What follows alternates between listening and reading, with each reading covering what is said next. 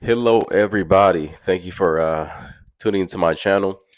So I'm just pretty much breaking down my recovery, my Achilles injury recovery, and I did a video. Was it? And I did a video last week talking about. Yeah, so I did a video last week, and that's when I had the injury initially. So, what I'll be doing, I'll be documenting the entirety of my recovery, pre give you the inside scoop as to the injury, how it happened, how these injuries happen, and hopefully I can provide you guys with a lot of value. Um, just having the most comprehensive um, road to recovery journey when it comes to dealing with Achilles injuries. Now, according to the orthopedic surgeons that I've spoken with, it's actually quite common, especially in people who are anywhere from early 30s to 50s, because they're still physically active, right?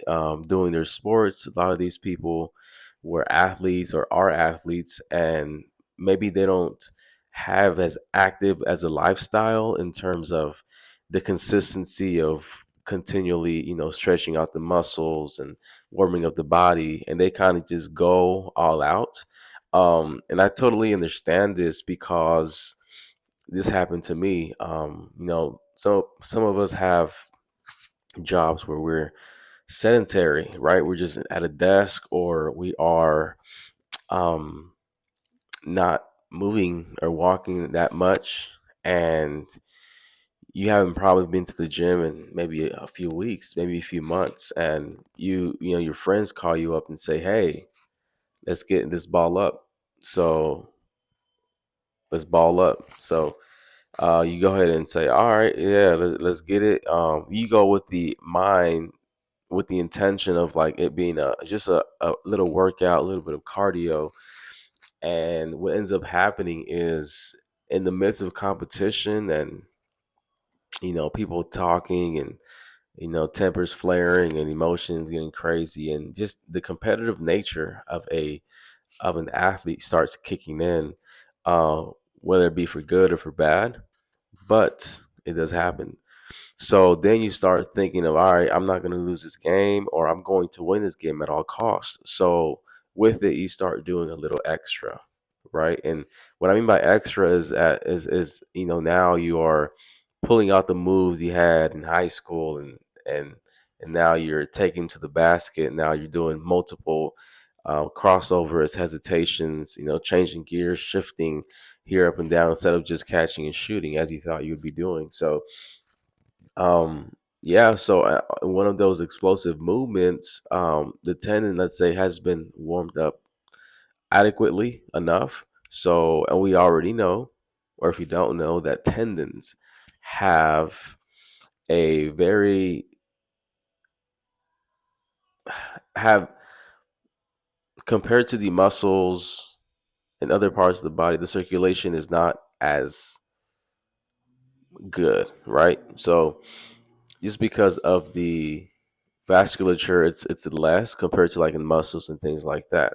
So what ends up happening is that obviously it's not warmed up, and you make a sudden movement, and a lot of times, and it's a classical example, or a classic example is you are like driving to the basket, and you see Kevin Durant had the same thing, Kobe Bryant had the same thing, um, the professor had a similar thing. I think even Aaron Rodgers, his was a little bit different, but the same pretty much injury.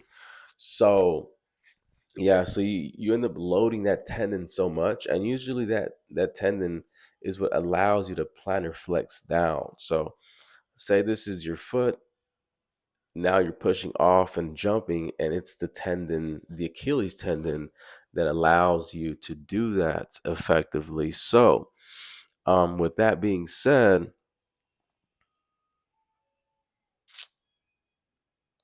let's That's how the injuries happen. Now there are some occasions where people are coming down, in an awkward way,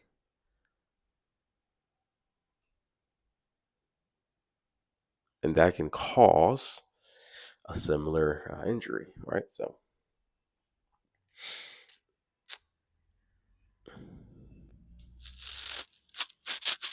mhm,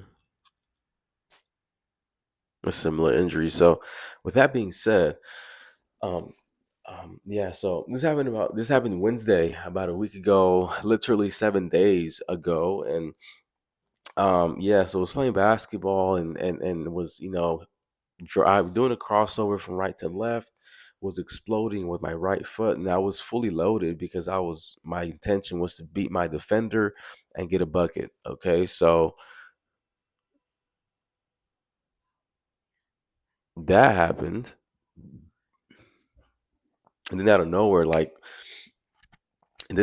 my foot just like collapsed, or it just gave out. And they say you feel that classic feeling of, man, like, who kicked me in the back, or somebody slapped me in the back of the leg, or like a gunshot or something like that.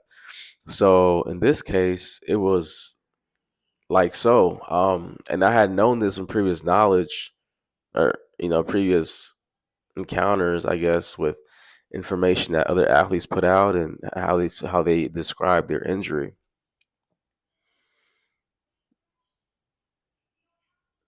and how they describe their injury. And I was a little bit in denial at first. I was thinking maybe it's not that. I was hoping it was not what I thought. Okay. Um, but right away, I found myself on the floor, no longer with the ball in my hand. I looked up, everybody's looking at me, and I'm like, what just happened? Like, it's a shock. You really don't know what just happened. Like, you really don't know. And then you start thinking about it 5, 10 seconds, and then like your leg like feels like a numbness sensation, or more so like a shock. Like, it's one of those things where the body just numbs you for that moment, because they know, because of something traumatic just happened in the body. So I think I'm not sure if it's hormones or what chemicals just run with adrenaline, but that's what happened. And I was able to get up my left leg, and right away I looked at my brother and I was like, "Hey, like, this is bad," and I said it in such a way where he knew we got to go. So yeah, so he got this stuff from the bench. We pretty much went to the ER, and we got there, and man, that line was so long, it's crazy. There was people like lining up like outside the hospital front doors. It was crazy, the ER doors. And then an older guy came and he said, "Oh man, I hope you guys are willing, not willing." Oh, he said, "I hope you guys are able to wait 7 hours to get seen, because it's ridiculous." I had heard previously as well that this ER in particular does take a long time, to see their patients. And I did see the amount of people there. I was like, yeah, it's not gonna happen. So I told my brother. Luckily, there's another city with a smaller ER, and we actually called. It's like, hey, we have an emergency. What's the wait time? They actually said there's nobody here. Like, there's no wait time. So we rushed there. They saw me right away. Um, Pretty much took me, assessed my pain, asked what happened, took me straight to the X-ray machine. They got some things from what the X-ray tech said. He said it doesn't look like a fracture, so that's good. So we obviously know next step is MRI. And one thing I didn't know was that MRIs actually, there's like a protocol. You can't really just go, well, based off the insurance you have, you can't just go and say, I want an MRI, I need an MRI. What happens is there has to be steps followed per protocol. So you have to get the X-ray first, and then they have to read them, and then from there they say, okay, now we can go ahead and order an MRI. That's usually primary care doctor or so. Um, Now I'm not sure if how it would be if I was in the ER that had a MRI machine available, but that's what happened in my case, and it seems to be a common practice in multiple areas, at least here in California. But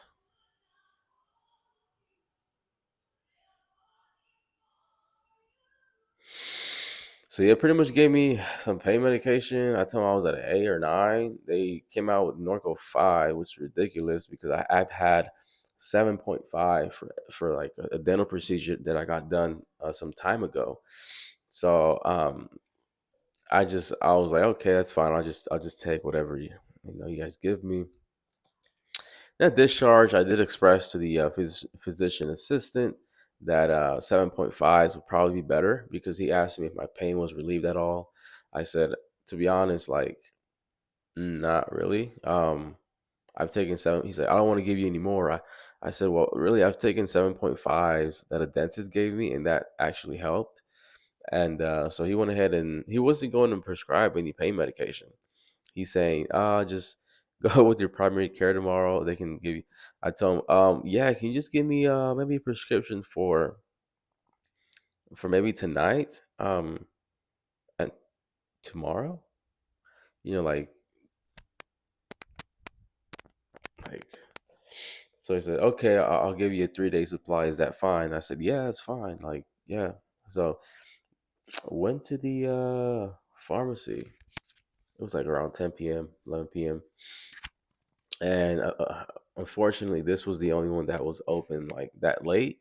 So, but they didn't have any of my insurance information, or they didn't have any of the like address, things like that. So everything would have to be updated. Plus, the order was done on paper, not electronically. So I had to. They said, yeah, you'd have to come back in about an hour. I didn't have my insurance card with me. I have a picture of it on my phone. That's usually what is fine. Um, but yeah, so I ended up not taking any pain meds overnight besides the Norco 5. And when I woke up, my God, like you feel because I slept with the elevated. And when you wake up in the morning, like the blood flow just rushes down to that area, to your legs. And you could feel right away, like it just like ballooned. That's what it felt like. Like it just ballooned with the blood. And the pain was just like a, like if somebody is like not crushing, but like squeezing your leg extremely tight. And you're like, whoa, this is crazy. But yeah. Um,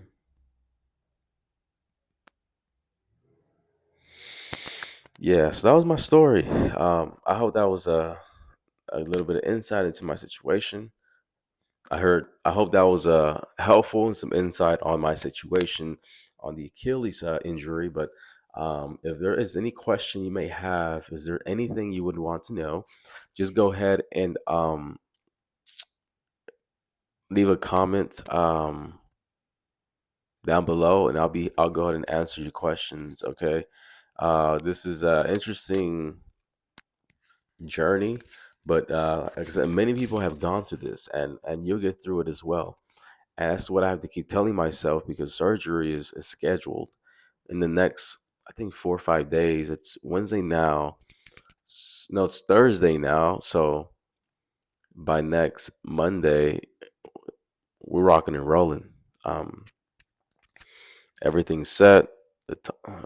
And yeah, got my blood work done as well. That's another thing they will require is for you to get blood work at a Quest Diagnostic or something like that.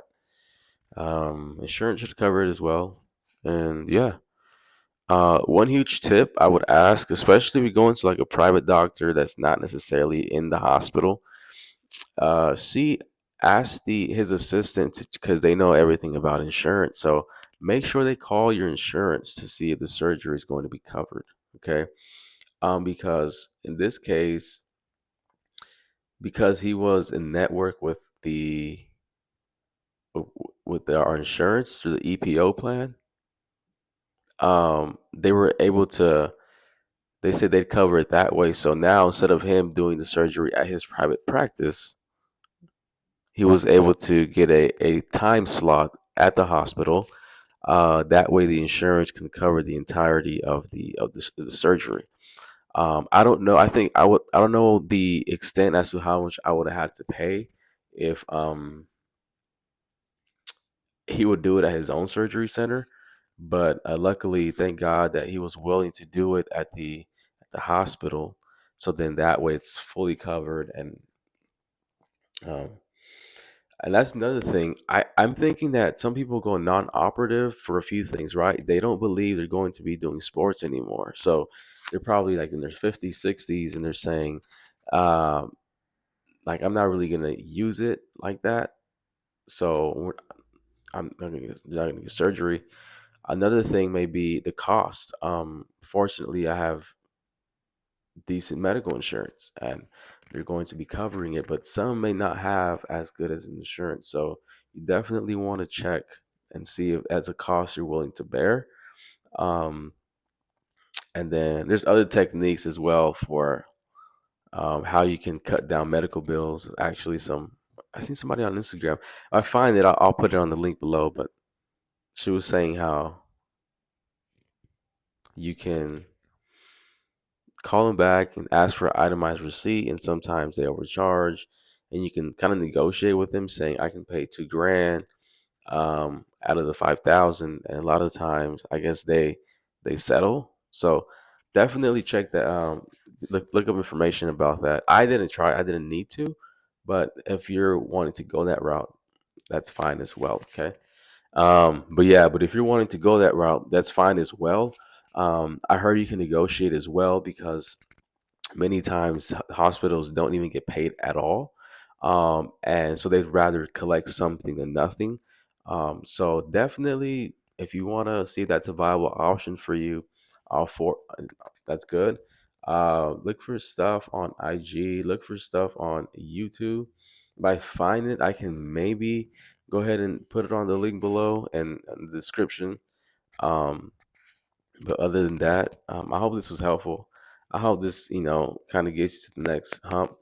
I will be talking about other important information in terms of, I heard Aaron Rodgers mention this as well, and that's something that nobody else really talked about in their road to recovery journey, was the importance of eating correctly or eating the right things to promote regenerating the tendon tissue. Okay, so we'll go ahead and I'll make a video very specifically as to which foods are known to help tendon regeneration and hopefully give you guys value.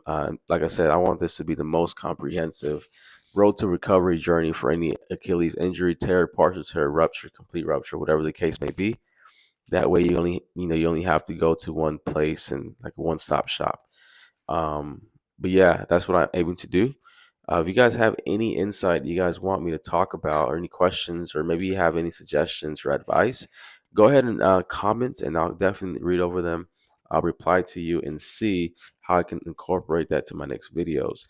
All right, so without further ado, this is Kenny V checking out, and God bless everybody. Stay safe, and you're on the right way to recovery. And I wish you a speedy recovery.